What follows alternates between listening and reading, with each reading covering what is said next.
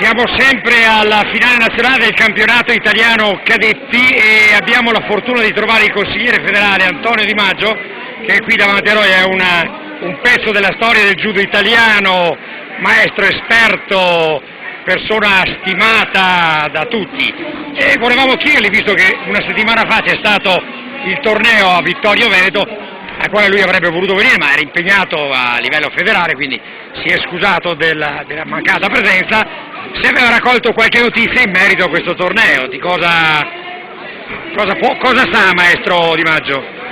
Dopo che mi ha detto tutte queste belle parole, come faccio a dire male del torneo? No, intanto le notizie che ho raccolto finora sono positive, anzi molto positive, perché il grande maestro Arcellari, ex accademista come me naturalmente, è sempre un innovatore che va sempre alla ricerca di soluzioni futuristiche, quindi questo fatto degli 8 tatami stiamo verificando se è una cosa che si può gestire, è una cosa importante, quindi vediamo un po' in maniera che non solo si possa ripetere il torneo allo stesso modo, ma magari Ma il ruolo di questi tornei di un certo livello in Italia, qual è il futuro? Quali prospettive, quali idee ci sono a livello federale per gestire e far crescere, e anzi mi metto in mezzo, di utilizzare meglio questi tornei?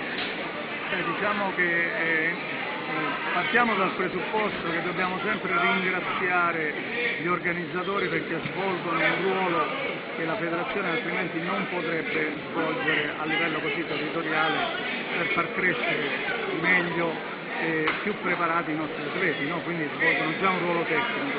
Naturalmente noi cerchiamo di mettere un po' d'ordine a livello regolamentare per evitare che si vada oltre in qualche occasione o che l'organizzazione non sia all'altezza.